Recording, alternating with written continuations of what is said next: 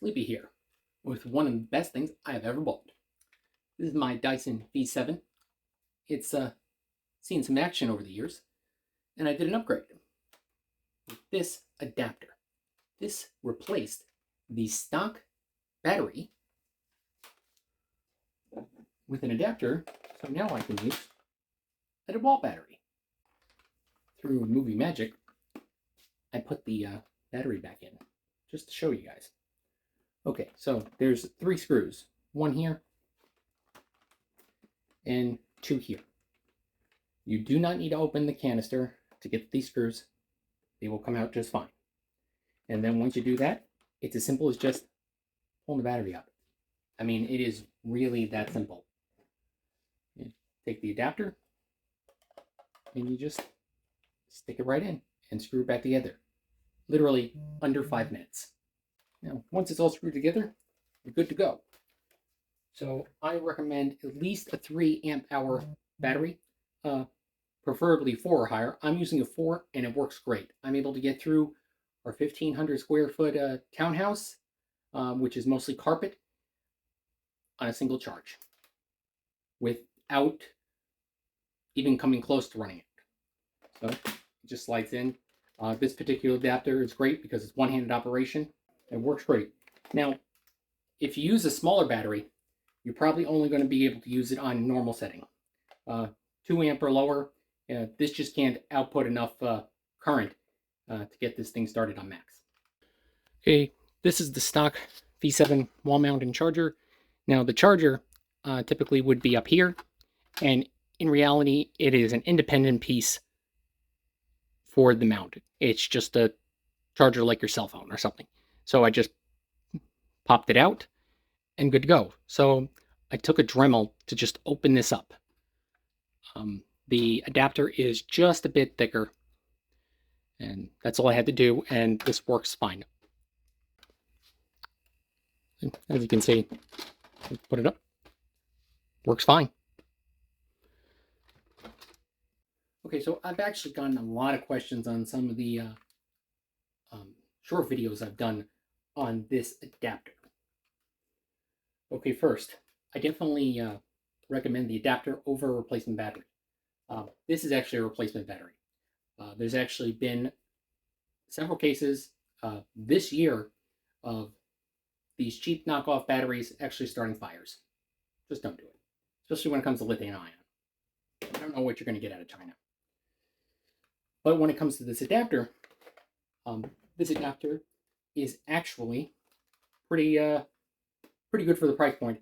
I got it for about 13 bucks. We kind of cleaned Amazon out, so you can get it for less than 25. You're pretty good to go. So this one does have over discharge protection circuitry built in. So what I mean by that is when it comes to Dewalt batteries, the protection circuit and stuff like that is actually built into the tool to prevent it from over discharging. So if you have a cheap adapter that, say, is just connecting 2 wires together to make it run, you have a good shot of destroying your batteries because they cannot be over discharged, because then they won't be able to charge again. You might be able to rescue the battery, but let's just not go there. So this is over discharge protection and has some lights on it. These will start blinking red when that dips below a certain voltage.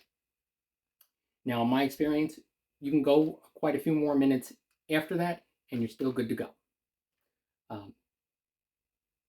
This particular adapter, you're not going to worry about damaging your batteries. So that's good to know. So, and another thing people have pointed out is that, wait, this is 18 volts. The 20 volt max is marketing. That's the maximum. But the nominal is 18 volts. The Dyson is 21.6 volts nominal. The difference is there's 1 extra cell. So first question is, why does it work? It's less voltage. Okay, when you're talking about cordless battery powered motors, they run within a voltage range because as you use electricity, the voltage is going to drop. So there's a happy range where the motor will run just fine. As long as your battery is lower than the stock one, you're good to go. You're not going to take a chance of burning out the motor from inducing too much voltage into it or something like that. I'm not an electrical engineer, but it's pretty straightforward. So don't be using a 40-volt battery or something on this. That's ridiculous. Okay, the next thing is, can I burn the motor out by running it longer? I guess that's a potential. We don't know. Or maybe you don't. This V7, if you run it on max, only has an official runtime of 6 minutes. That's what Dyson released this as. I wouldn't have done that, but to each their own. We love our Dyson, and we also have a corded animal that we've had for almost 20 years now, still going strong. So, in other words, just don't hold the button for 20 minutes. You know, take your finger off the trigger, let it cool off for a second. You'll be fine. Another point that I've seen is, but the main point is, with this, the Dewalt battery and the adapter, this runs better. I'm like, why? This is a smaller battery. Okay, so I've come to the conclusion that in these early models, that Dyson put their version of an over discharge protection that's in the tool. Never mind, I misspoke. That's in their battery, because you remember their battery is also the charger that the charger plugs into it. So I think they set, engineering wise, the value for when the over discharge protection kicks in on their batteries too high. So that's why it prematurely dies. That's the only thing I can think of. So yeah. So, and just to make sure, if you didn't notice, obviously you can't keep the battery in if you're putting it on the stock cradle.